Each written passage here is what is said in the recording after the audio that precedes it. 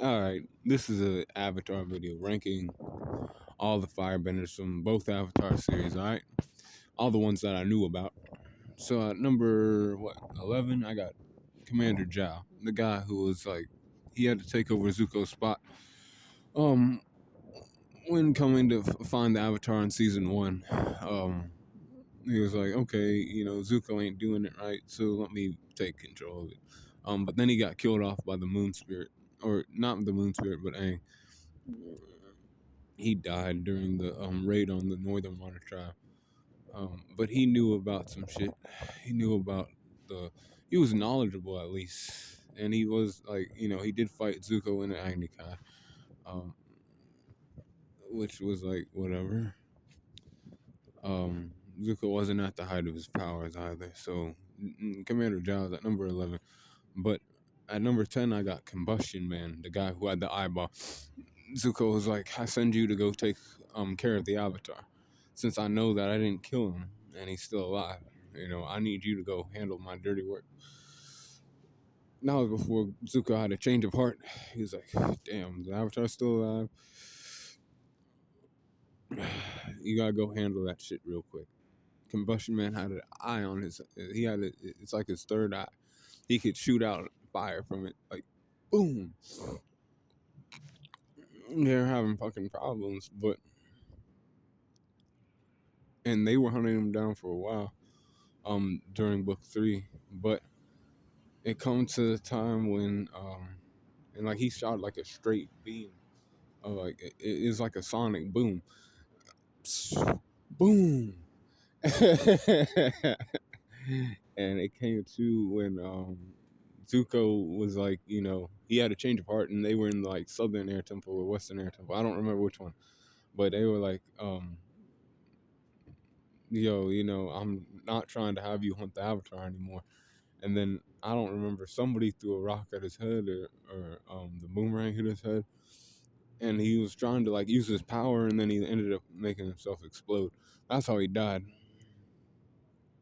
But I'll have him at a tie with that bitch from Avatar Korra, the combustion woman. I don't know what her name was, but that bitch was also a firebender too.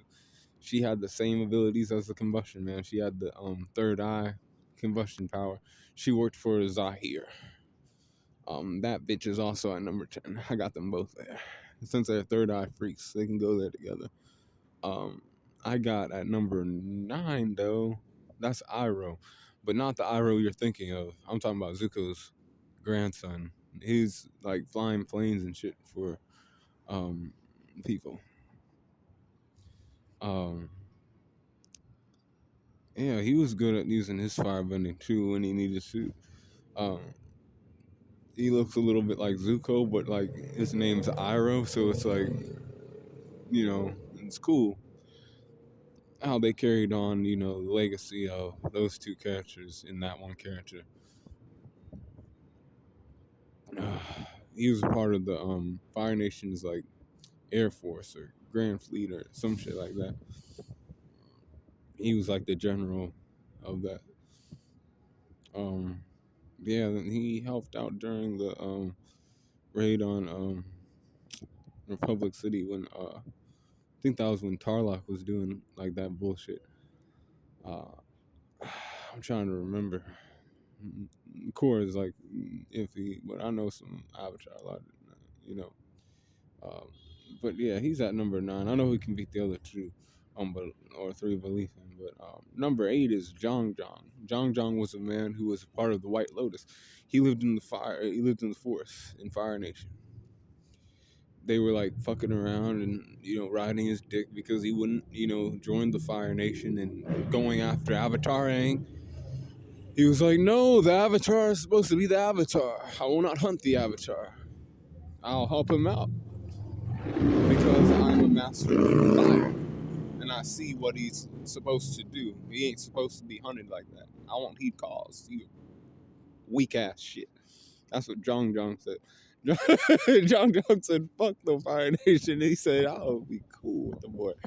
I'll teach him some firebending here quick.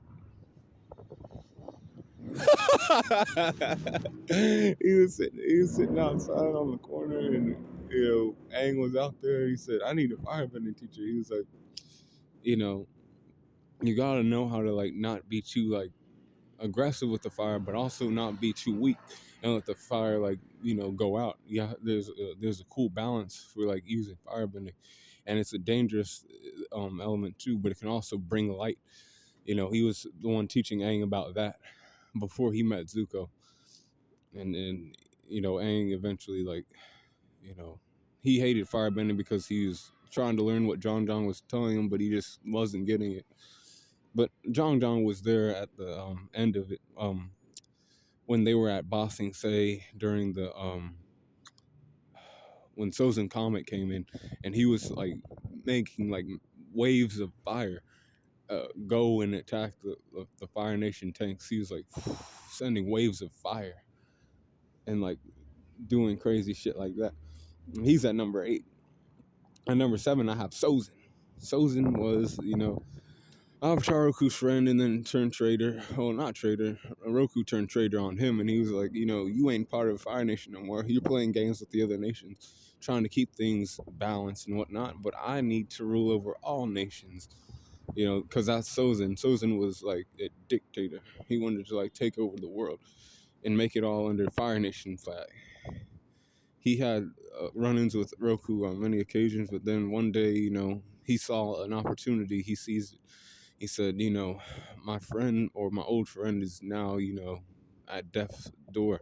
With him out of the way, I can go wipe out the air nomads. And he was the one who like went and raided the air temples and destroyed the air nation. But he still didn't do what he had to do because Aang got away. Even so, like he was able to like wipe out the whole Air Nation with like him and his like Fire Nation, but it was his idea, and he went out on the raids too and ran, on these people, so I give him number 7 in the ranking. And number 6, I got Mako from Avatar Korra. He knew lightning bending, he knew fire bending. He did cause to like a tournament style game where they use fire bending and all that to benders fight each other and knock each other out of a ring. He was a part of that shit for a while. Then he joined the police force and he was a part of that shit for a while. He was, doing shit. I like the way he uses fire and lightning abilities, as the other people below them don't be using lightning like that. They don't be hitting off lightning techniques, but he does. So I have to give him some skills for shit. Number 5 is Zuko, Prince Zuko. Prince Zuko had it hard. He got marked by his father, and then he got sent after Avatar Aang, and he was hunting Aang's dick for a while. But after a while, he come to find out that it wasn't about that, and his uncle was actually the one who was trying to put him down the path of right. Like, do what you love, Zuko. It ain't about doing what your dad wants you to do. He don't know you. I don't even know you, but you know you. You know what you want to do. And Zuko was like, he became the Avatar's friend, and he actually learned about where fire originated from. He went to the great sun sages, um, the sun warriors, and he learned about where the fire bending originates from, and that the dragons were still alive and shit, because Iroh was cool and left them alive. He was like, we don't need to fuck with them, they're cool. And he went there and he did that, and he also had a final Agni Kai with his sister. He was doing all right until she went on some like crazy bitch shit. He was kind of holding back because it was a sister, I believe, but Zuko is usually not holding back. He's aggressive with his fire. And then he learned how to control it after all that with the sun people. When he had that training with them, he learned how to control it better. And he was doing all right against Azula until he had to like protect Katara, and he got shot. But that's why I got Azula at number 4. She's ruthless. This girl, plays games. She has blue fire. She was able to learn firebending at a young age, and she was like showing up Zuko. Zuko was like, my sister's like doing better than me. She's my dad's, pride and joy. You know, Ozai was like, Azula's my pride and joy. That's my daughter, Azula. And she was hitting off blue fire techniques. That's amplified fire, y'all. Once you get fire to look blue, that's a hotter flame. She was the only one to be able to do shit like that, y'all. She has to be in the top 5. And she's hitting off blue fire on people. Then she was hitting off lightning bending techniques too. She shocked Aang, and she almost killed Aang actually too, when he went to hit the like chakra pools, and he was hitting the avatar state for real to like try to bring shit to an end in Ba Sing Se. But then she shocked him in the back, thinking she killed him. That she didn't kill him. And then she had to run with them again, and she fought against Zuko and Katara. Katara had to like help out during that fight, because Zuko was like, he was there with it, but she had a bigger she had bigger implications from the Sozin's comment than he did. Number 3, I have Iroh, the wise Iroh, who's a part of the White Lotus as well. And he was the general during the siege of Ba Sing Se. He couldn't like capture it. His son died, and all that shit happened. But then he found, I still have my family. I still have my brother, and then I have my niece and nephew. So I was cool. Life goes on. And he was like that. And then he was always there for Zuko, even when Zuko was like, I don't care, I need to go after the Avatar. He was like always there to like keep him cool, keep him alive too.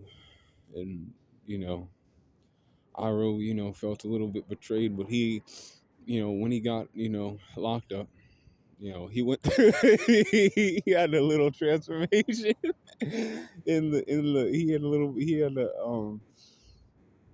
he hit the gym a little bit. And he got, he got right. he got in shape. He busted himself out. They I just remember the scene in my mind.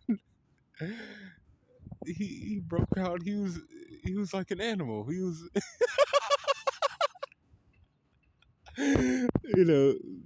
that happened, and after that he found the members of the White Lotus, and then they were like, we're gonna help the Avatar, do what he's supposed to do and save the world. And then he went back to Ba Sing Se, and he was actually there as Earth Kingdom ally against the Fire Nation, as opposed to how he was when he was like trying to take over before, because he knew his like destiny was to help the Avatar and shit.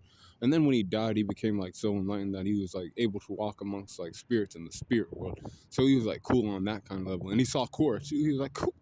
I met one Avatar, and now I met another Avatar. Saying cool, sitting on the corner like getting Buddha Buddha shots. And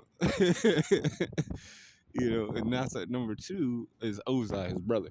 Fire Lord Ozai had a dream. He was like, Azula, and this was in season 3. He was like, Azula, you get to be the Fire Lord now. You rule over the main, area of the Fire Nation. Whereas I'm the Phoenix King. I rule over all nations. And he had his own like Phoenix King outfit on, and he was like ready to like take over everything.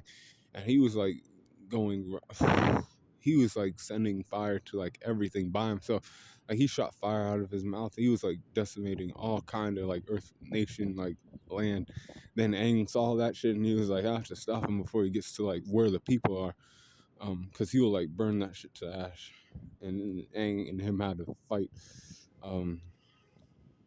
He was like not gonna like take it easy on Aang. Aang had to go into the Avatar state to put him down and steal his powers. That's how powerful he was. He couldn't beat him without the Avatar state. That's the truth, y'all.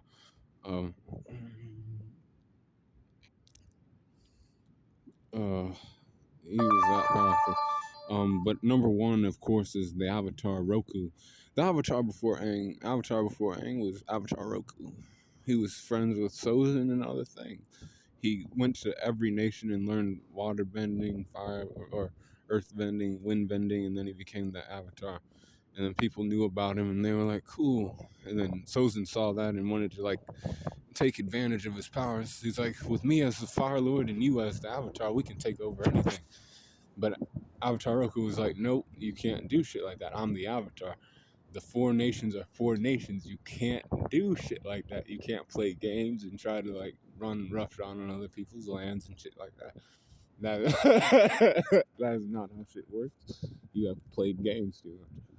And he found his friend playing games like years later. He was like, "You took over Earth Kingdom territory." He went to the Avatar state and handled his ass real quick. He said, "You can't do this shit anymore, so then I told you not to do shit like that. You're that boy who like pushes limits and plays games.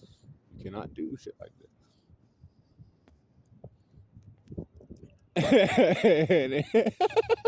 He said that, and then years later he was like, he had to fight against a volcano in old age.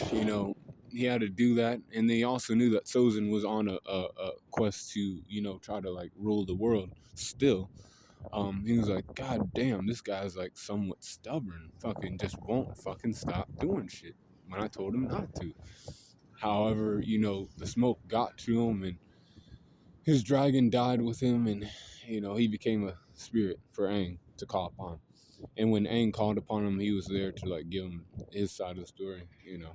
Mostly regret for not being able to like stop Sozin and leaving it in Aang's hands, as Aang is a boy and he's a man, so he felt bad for having to like leave that on his shoulders. But he was there to tell him, you have to do this. Nobody else can. It's you.